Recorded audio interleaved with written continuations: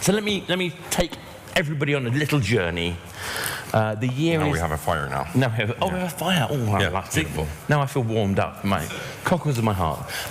So back in like 2003, I was working for an operator called 3, and we launched on the 3rd of the 3rd, 2003, a 3G operator, and I was looking after games, and I came into contact with a number of companies. In particular, we gave a prize to a small company called Sumia, basically, they were the first ever mobile game on 3G, and because you had some involvement with that company, as I recall. Yeah, my name is Jami Laes. I'm currently the CEO and co-founder of Futureplay Games. Sorry about my voice. The flu and a whole day of conferencing is kind of taking its toll. Yeah. But yeah, back in 2004, I started at Sumia, but I started in mobile games already in 2000 at Riot Games. Sorry, Riot E. So Riot E. They had the slogan that we don't create games, we make riots. And I wasn't creating riots, I was designing some of the early web games back in the day as a freelancer. So I didn't get to go to the cool, crazy parties or anything. You can't see me in the film or anything like that. But what I think is kind of interesting with that is that kind of looking through, the topic kind of for this fireside chat was from feature phone to smart devices, and I started thinking about designing for the 64 text interface web games 16 years ago, actually exactly in September 16 years ago. And what are the kind of parallels from there to today? And for example, in our company, Futureplay Games, we're kind of going back to the roots, what we were doing already 10, 12 years ago at Sumia, and later Digital Chocolate, is that we're really kind of embracing a lot of the limitations of the platform and trying to kind of focus on and use those to our advantage, in that sense that what we were doing at Sumia back in the day, we were really focused on one-button games, because you had the Navi key in the Nokia phones back in the day, and you had to make like one-thumb gameplay really work really well, so that you can play while you walk and without even looking, clicking on and playing the game. And what we kind of started doing with Futureplay Games was clicker games. And there's a great parallel from the one-button games to clicker games, which is kind of dead simple gameplay that you don't even need to look at what you're doing. You just keep on tapping the screen or swiping in our case, because it's a touch native interface now on the smart devices. So, but I think that there's something kind of inherently great about the platform in that sense, that a lot of those simple experiences and simple gameplay are sometimes the most powerful ones, no matter how powerful the devices are and how much power per pixel has increased, or the resolution has increased, but the physical size of the screen or the physical size of the device hasn't increased as dramatically as the inside. Well, it's got shrunk and then got bigger and shrunk. Yeah. Actually, and you still have 2 feet and 2 hands when you're walking and you're trying to talk or play at the same time, etc. So there are limitations. Well, like 7-inch tab like this, I can hold in one hand and play, and a 10-inch one I can. Just a quick question for the audience: how many of you remember having a WAP phone? Okay, so how many of you played games on your WAP phone? Oh my goodness. They were super expensive. Wow. Anyone played bot fighters back in the day? So I'm just interested. We might come back to bot fighters, I suspect, because like I said, what I want to try and do is explore. You've really hit on, I think, really one of the most important things, I think, which is lessons from that era, which is we were trying to create a medium when there wasn't yet an audience. There were barely devices. Yeah. There were restrictions. In the case of WAP, we're largely talking about character, but sometimes then it went on to pixels. We had initially a 27K jar limit, so it was all Java, and Java file maximum size was 27K, and that kind of constrains us in so many ways. But like you said, it seems like the best teams were the ones who turned that into their advantages. What was the mindset that made that possible? Well, I think it's the fact that sometimes the best kind of fuel for creativity is limitations. When you don't have a broad white canvas and no limitations, but you have a framework that you need to kind of make work and get the best out of. And I think that in many ways, at least for us, that was the beauty of it, that, hey, how much stuff can you fit in 64 kilobytes, for example? Or how much, gameplay can you fit into one button? Or how many different, layers of gameplay can you fit into a single tap and things like that? The limitations kind of made it beautiful, that you need to innovate and you need to be creative and you need to try new things. rather than having a full keyboard and joysticks or something like that, you kind of overloaded with options on how you allow the controls to work for the player. So in many ways, I think that's one of the reasons why I think a lot of the Finnish companies are very successful nowadays, is that we had to, because of the good push or pull from Nokia back in the day, there was a lot of companies working for them and with them, and kind of early adopters of the mobile market when it was really nascent and it wasn't really a great business yet from an end consumer point of view. But there was a lot of funding from Nokia, for example. And that allowed us to learn with very limited functionality and kind of hardware specs and device specs for the visual, so the screens, for example. And now, if you kind of translate all those learnings, and you have a better canvas and you have a better computing power, etc. But still, there are limitations. You can't put a 10 gigabyte game. It's not going to download over the air or anything like that. So the limitations are still there. They're just bigger, right? So we broadened the canvas, but there are still same limitations. Yeah, and sorry, I was interrupting there, but I was trying to. I think it's, again, you mentioned Nokia. I think it's a really important thing, particularly when you start thinking about like 2003, 2004, 2005, that early era where everything was Java. The influence of Nokia at that time was enormous, wasn't it? Yeah. I mean, it was not just money; it was people leaving the company to set up their own teams, and it's not true to say that only games companies having success were Finnish, but there was definitely a noticeable number. I mean, I remember the Mr. Good Livings, obviously Samir, obviously then Digital Chocolate. There were so many different companies that were coming from Finland, and I wonder what it is essentially that made that environment work. Was it just Nokia, or was there something else, do you think? Well, Nokia obviously had a big impact. It's not, kind of causality that it was purely because of Nokia, but there's a lot of correlation about the rising tide that raises all boats, and providing funding and just making mobile kind of relevant and important on a global scale from a small country like Finland. The same thing what, Ilkka has said many times, that just seeing like Rovio succeed and Supercell succeed makes us all think here in Finland that it's possible. There's no reason why we couldn't be the best in the world in whatever. And once you kind of break out of that mindset, that helps you, execute and innovate and take risks and just be, the best that you can be in terms of content when you're creating games as well. And don't think that, we're just going to create this small little game for the small little market. No.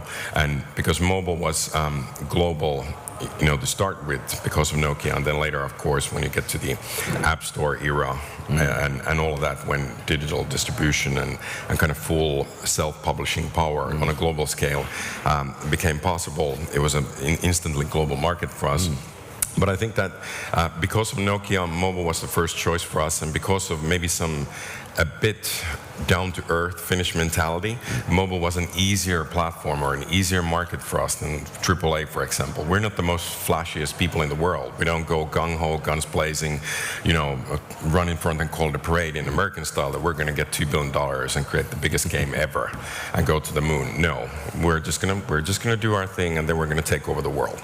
That's our way of doing it. So it's a bit more down-to-earth, and I think mobile fits perfectly that, because it's more limited, it's smaller, it's kind of, we're just going to keep doing it and see what happens. But there's also, I think, there's a pattern as well. A lot of the same companies who started out doing the mobile stuff back in the era, like the early, 2000s, also in the middle of that discovered the Facebook moment. Yeah. And a lot of them went to Facebook and then went back to mobile. And I know you had some involvement with Playfish.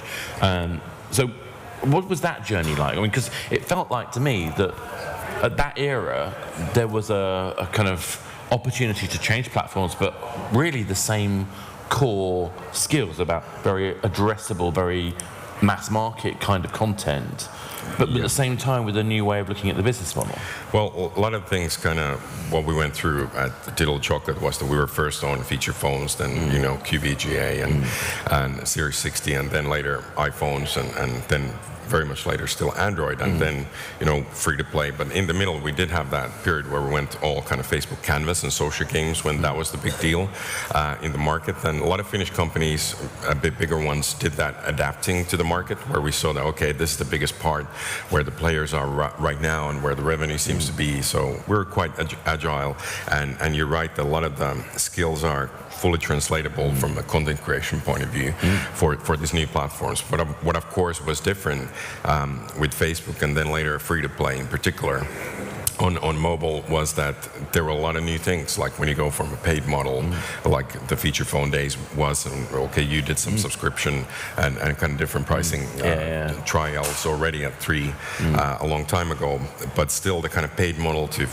premium to freemium and free to play and games as service, that was a big mindset change. And I remember when we're going to Facebook Canvas and we had this kind of brown bag lunches where people needed to represent kind of different games that they played that were free to play, and I asked the guys that that don't stop playing until you find a game where you actually want to spend money, that you have to keep playing these games as long as you find a game where you actually really honestly want to spend money. And then everybody came with that game and explained why they wanted to do that, because I think that to fully understand such a fundamental shift in paradigm, what free to play is, you have to kind of really relearn everything, because you can't just take a paid game and stick in application pricing on that or purchases on that. So that was a big change, and a lot of companies didn't really succeed in that as well, Finnish companies, and we didn't either. And once iPhone then came and in-app purchases into iPhone and freemium model properly onto the smart devices, that's when the Finnish mafia started to have all the right ingredients. So the distribution was there, the business model was there, pricing wasn't an issue anymore, and there was the elasticity on really trying to get big revenues through freemium model. And then we had the mobile experience, and we had a couple of tryouts on different generations of startups, etc. And that's when magic started. And it's a classic thing where it takes that not quite succeed. And I do remember Ilkka's, I think, famous talk about Gunshine GDC like a year before Clash came out. And it looked like a broken man at the time. It was kind of not tragic, but it was this amazingly honest. We tried this, we tried that, it didn't work. We're going to do this next. And I think I mention that because I think it sums up what a lot of people were feeling and doing at the time. And they'd gone and tried this new model. Let's try learning about these new business models, promotional techniques, about scale, about servers, and then Apple comes out, like you say, and changes that model again, but to your favour, to the Finnish industry's favour, I would argue. Well, to everybody's favor. I think they've created a lot bigger business for everyone and a lot better industry, and provided new opportunities, not only for games, but apps in general. And you no longer have idiots like me sitting there as gatekeepers, thinking we know everything about what the next best game is going to be. I mean, I'd like to think I'm a bit better than that, but the point was that I think it was a rare time when not that many operators were really trying to experiment with business models and opportunities, despite the fact this is the prime opportunity. And I think that's probably why they lost that. So when Apple comes along and changes that and throws the rule book out and said, no, we're not going to gatekeep, but we're going to give you some strict rules to adhere to, then it's an opportunity to do better. Although now they're doing a bit more gatekeeping, trying to clean up the App Store a bit in terms of what kind of apps there are that shouldn't be there anymore and stuff like that, which I think is a good thing, because what's kind of stayed the same all throughout the changes in the industry is that discovery is never easy. It's the hardest thing ever. I mean, back in the feature phone days, it was like drinking a river through a straw. When you think how many games there were already at that point, and you had 3 games at the time that you could see in the featured list, or maybe a bit more on your devices that were QVGA and nicer screens and all of that. But still, there's only 25 games in the top 25 list, and that's never going to change if you talk about the top 25 list, top grossing, etc. So the store is still a huge limitation due to the physical kind of dimensions of it. How many listings can you have, or how can you actually showcase different stuff there? And of course, that's going to evolve over time, and you can also just add are the layers and different categories and notifications and all kinds of discovery things. And now there's, of course, a lot of app discovery through virality and user acquisition and ads and all of that. But in many ways, that will always remain to be an issue. If there's 7 billion people and 1 billion apps and an app for everything, how are you going to find the right people and the right apps get together? And the other thing that strikes me is that in that era where we started out, we were talking about, people were arguing about whether there should be a particular number of pixels in the height of a screen. Yeah. It wasn't even down to aspect ratio. And it keep coming up with new features. I remember JSR 184 when people wanted to put 3D into Java, and then Motorola did it one way and someone else did it another way. Yeah. It was a fragmentation mess. Yeah. So obviously everything's easy now, isn't it? Well, it's way easier than what it was then. Yeah. But of course, on the Android side of things, things are still a lot messier because it's more of an open platform that the handset manufacturers and OEMs and everybody can kind of do their own thing more freely, which is obviously a good thing for a lot of people, but it still creates a headache for developers. But then there are guys obviously like Unity that kind of help that. But mobile is still very different from like AAA and console development. They have their own challenges, but you still need to care for different aspect ratios, different physical sizes, and different controls and different use cases a lot more. Because you don't really go running around with your PS4 in a crowded tram or anything like that usually and playing. So it's just a different platform that's on the go. So yeah, no, I was going to evolve that a little bit further because I think actually it's no less complicated now. It's just that the kind of questions we have to ask ourselves are more complicated. So we're now thinking more about user acquisition because we now own as developers, we own the shop. I used to own the shop, but now as a developer, I own my own shop. So now every game is its own shop. Every game has to worry about how it attracts an audience, how it then converts that audience and retains that audience. Yeah. So all these techniques and things that we had to do as operators, every developer now has to do.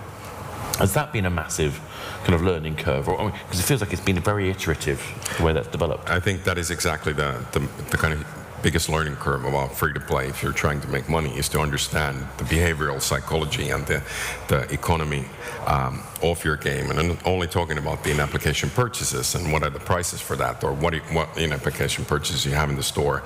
Although that is retail psychology, which is of course been a big learning curve. But it's more about just the fact that you need to think of the player experience completely differently. Then it's not like you get them the players to pay up front anything, and there's always free choices, an endless amount of them in the store, and they already have 1,000 apps that they've installed that it's competing for the timeshare on the device. So you have to really think about then how do you make yourself relevant? How do you make yourself relevant in all the different steps in discovery, just the awareness and discovery and conversion and install and startup, and then the onboarding and tutorial, and then how the early experience starts. But that doesn't help anything, because if you only get that player to play for 1 or 2 days, which was fine in the paid era because you already made your buck, right? I've got my money. Exactly. But in the free-to-play era, it doesn't matter anything, because you ideally want to have them for at least weeks, hopefully months, and for some companies years, to really kind of recoup the investment that you created first of all in the building of the product and maintaining of the product, because everything needs to be updated and built as a service and continually kind of taken forward. But the biggest thing, of course, is that most discovery for most apps is paid now. So you need to pay for the installs, and whatever your cost per install is, your lifetime value should be higher, and that's a prolonged and a larger risk than what it was before. First you had the development recoupment risk, and now you have the discovery investment recoupment risk on top of that. So it's created a completely new mindset in how you look at the area under the curve for your product and the life cycle and everything. And I think that's truly the biggest change, because you need to change development and kind of live operations and how you kind of treat your players and the community from a support function. Everything is completely different because you're your own service company even before you launch the game. But and like I say, as well as that, you guys are looking at changing the business model too. So not just are we looking at kind of how we're going to monetize each individual item, but using new techniques like the rewarded video ads to be able to deliver an experience. All adds that complication. So obviously, you've been doing that a long time. A lot of really successful mobile companies have been doing it since that era. But we've got a lot of guys in this room, I'm sure, who are indie, who want to do their own thing. And we want to kind of is there still hope for these guys to be able to break in? And if there is, what's the one bit of advice you'd give them?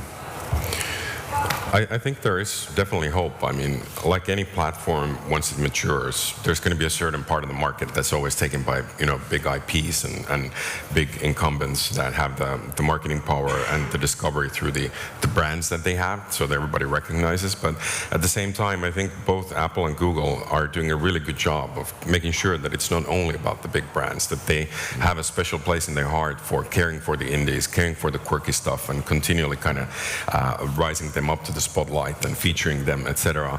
And just kind of the democratization of the distribution so that everybody can self-publish, etc. That makes it, first of all, kind of possible in theory that everything can be a hit if you just abide to the rules so that you get live.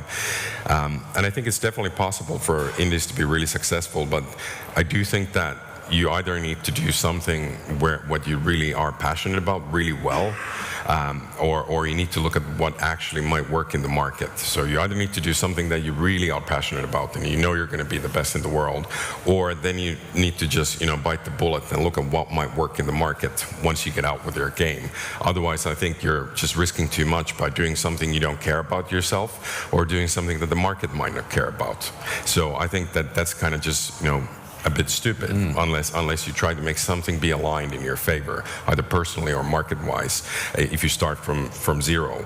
And that's, for example, why at Futureplay Games, why we decided that, okay, if we're going to start from zero, how do we make sure that Ilkka is not going to kill us once we get out to the market? He's a good friend, but still, we need to be somehow a complement to him rather than fight for the $2 zillion marketing budget that they have. Let's rather take his money. Yeah. So let's put the cart in front of the horse, and let's make King and Supercell and Machine Zone, Machine Head, etc. be our friends.